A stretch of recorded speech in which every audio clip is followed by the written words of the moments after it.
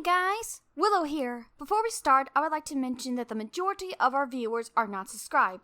Please be sure to like, comment, and subscribe, and hit all bell notifications so you don't miss a beat. Now, on to the show. Happy Halloween!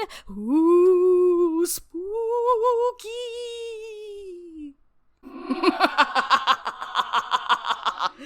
At last, Halloween is here. My ultimate form will be realized. I will consume Willow, take my final form, and take over the world. No, you can't do that, as you need to do the stories first. Oh, yeah. I guess we will do stories. But after, I will have my feast. With stories on the side.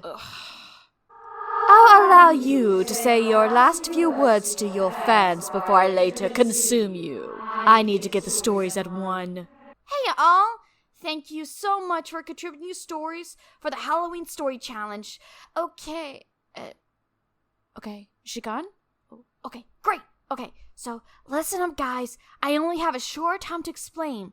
So if you know about bosses in video games and in movies in general of how they have like a health limit, well, her weakness over there is stories. And she doesn't even know that. I tricked her into doing these stories because she believes it will make her strong enough to consume me, when in reality, it will weaken her. She has currently 150 health, and 3 stories should do the deal, and we will be free! Unless that fails, I do have plans. Now, on to the show! Let's start off with, let's see, funny, then cute, then horror last. Better than cute last. I might as well throw up candy corn if that's the case. Are you sure this order you have here will make me strong enough to consume your soul? Nice description, we needed that. What did you say?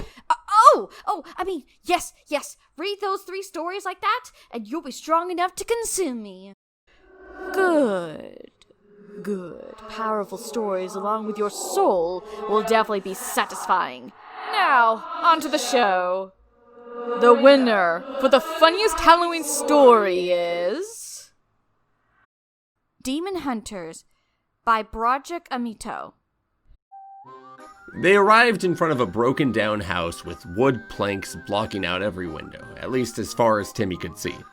They stood in a pumpkin patch just outside the house. All right, let's go, Brian said cheerfully. He walked cheerfully to the house as if he were about to walk into a housewarming. Timmy followed him reluctantly. Inside, Brian placed 6 candles around a picture. It was a picture of what looked like a fox. It had white fur, a tuft of dark pink hair, purple eyes, beige ears, and a fluffy orange tail. The right ear looked like it had a bite mark in it. Where did you get that picture? Timmy asked, bewildered. Oh, I found it online on some YouTuber's channel, Brian answered. Looked cute, and if we have a cute image of something, we'll get a demon that's cute and easy to capture. Timmy was confused. That's not how it worked. So, what do we do when it's summoned? Glad you asked, brother. After we summon it, using a ritual I found online, I'll use another incantation and trap it in this. He pulled out a small bottle with a cork. Then, on Halloween night, we show it to everyone. We become famous, and maybe we'll get our own ghost hunting show. Timmy didn't know what to say to that. He did want a ghost hunting show, but he didn't think that's what you had to do. Now, let's start, Brian said proudly as he pulled out his phone and started chanting the ritual. The wind howled more and more furiously. Suddenly there was a laugh, and not a cute one. It sounded as evil as ever. Brian finished the chant so they could see a vague shape of what looked like the fox from the picture, but the face looked different. I'm free! The demon ranted. The wind calmed down. Ha ha! Brian yelled. Now to trap you! The demon glared at him, saw the bottle, and with her mind flung it at the wall. Whoa! Ho! said Brian, surprised. What the? Timmy shouted. Thank you, little boys, for freeing me. Now I can haunt whom I desire. The demon grinned. She looked at the open door. I'm coming for you, WillowHeart. She flew out the door, knocking over Brian. Timmy looked at Brian. Are you alright? Well, that didn't work. He started to get up. Timmy went over to help him up. Let's agree to never speak of this again, Brian said. Shouldn't we go after the bloodthirsty demon? Timmy asked. No. We can't hunt it down. That plan totally failed. Timmy looked at the picture, still surrounded by the lit candles. That demon, which I think was a girl, mentioned someone named WillowHeart? Do you think that's the name of the fox in the picture? I don't know, Brian said. All I know is we'll get in big time trouble if anyone finds out about any of this. Don't you think anyone's gonna be suspicious about a fox demon flying around? Oh, no. They definitely will. That's why we need to dispose of all the evidence, and no one will ever know it was us. Besides, what's the worst that could happen? I love it! Very creative how I came to be. I'm thrilled to have my own story. But I feel strange, weird, even weak. Are you sure that this is working? Very much. It always makes you feel weird that way at first, but you'll feel the most amazing difference soon enough when you get to the end. Very well, we shall see. The winner for the cutest Halloween story is Candy Corn by Ice Cream Cat 9876. Do I have to really read all this out? I guess you could read it how you like it. Ice Cream Cat. We'll go with Ice Cream Cat. Sure, we'll go with Ice Cream Cat then. Though the title, yes. I jinxed myself with the candy corn mentioned earlier, did I?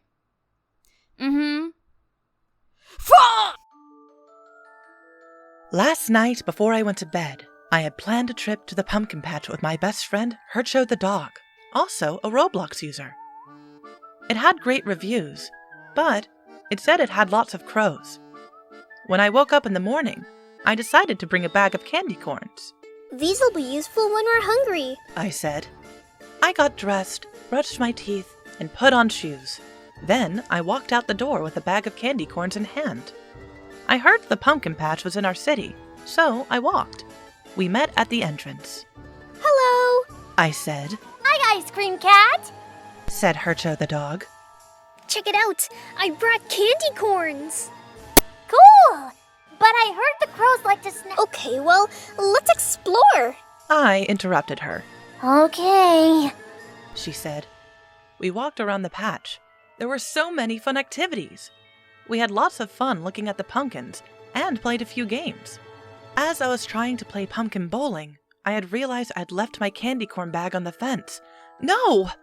I raced over to the fence and actually saw crows trying to break the bag open. Hercho the dog! I called to her.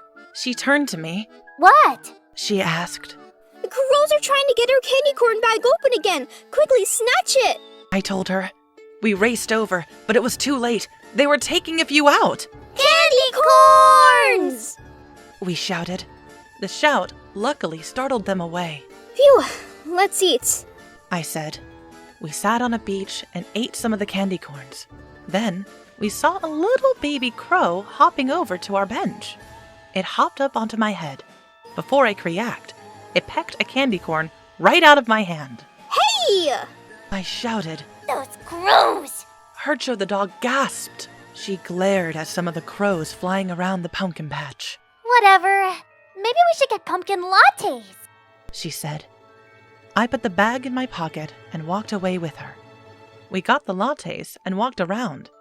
As we were just about to finish, we saw a hayride. We gasped. Let's go on the hayride! He said. A friendly man greeted us as we walked into the hayride. Crows started swarming the hayride and got closer and closer to us. This time, a curious-looking crow landed on Hercho the dog's shoulder and stole her candy corn just as she was about to eat. Seriously? She said. We were both getting used to it. What is wrong with them? I questioned, looking at her. Well, I didn't get to tell you earlier, but the crows like to snack on candy corns. I looked up into the sky, then down. I could tell by now. I replied. The hayride had stopped a few minutes later. We got off and had a few candy corns. Want to pick out pumpkins? I asked her. Sure. She said. We walked over to the pumpkins and picked out a few. Whoa!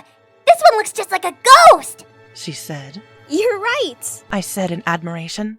We each bought a ghost one, and we got a few more classic pumpkins. At checkout, our bag was almost empty. As we walked out carrying pumpkins, one last crow snatched the last candy corn. By then, we were just tired and wanted to go back to our homes. Oh, another crow. I said. Oh, Said Hercho the dog. We walked and walked until we got home. What a crazy day! Ugh, I'm glad that was over. Very adorable there. That was so cute, especially with the candy corns. Excuse me while I throw up candy corn. Ugh. The winner for the horror Halloween story is The Halloween Killings by Paula Shipper Girl. I almost read that shipper wrong.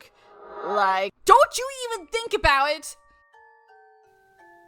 It was cold, chilling to the very core of the body. This town was known for the Halloween killings, or at least the story of them. They were well known here. They have been passed down for generations. Let me tell you the story. It was Halloween, children dressed up, parents keeping a close eye on them. So many children, so many options. He watched from an unknown shadow, in a place not one single soul would notice. He saw a group. There was no adult watching them. Perfect. He watched them, followed like a wolf stalking his prey. He followed them until they were alone. He waited, making sure nobody would come. He lured them in with promises of goods, money and candy, but only if they went with him. He lured them with promises of goods, money and candy, but only if they went with him. He lured them in with promises of goods, money and candy, but only if they went with him. It would only take a few minutes, right? Dead wrong. He took them out into the surrounding woods, walking so far out that no one would hear the cries for help. The children blindly followed him, the wolf in sheep's clothing. The blinded fools followed, walked so far that their feet started to hurt. They finally made it. But wait, where were their promised gifts? The fool will be slaughtered, or in this case, fools. He grinned evilly as he looked down at the terrified kids. They couldn't have been older than 11. He contemplated. Should they die by asphyxiation, gunshots, or a knife in the neck? He decided to stab them in the neck, open the artery, and let them bleed out as he watched. And that is exactly what he did. He tied them to the trees and made them watch the death of some of the closest people to them. He killed them one by one, laughing maniacally. He was irredeemable, but who would try? One might wonder why I know this little details, and that be because I am him. He is me. Well, I now have a new body, perfect for new murders on this Halloween. You tricked me! I feel much weaker than before! You sly fox! Trick or treat? Ah!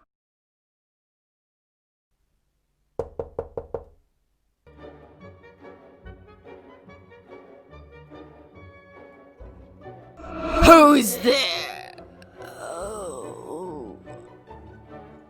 Oh, pumpkin spice. That's right. You're going down. What are you doing? Get off me!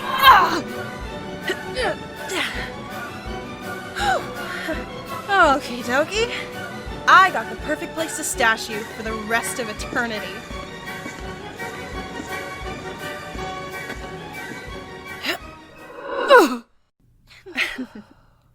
There's only room for one demon in this studio. Happy Halloween.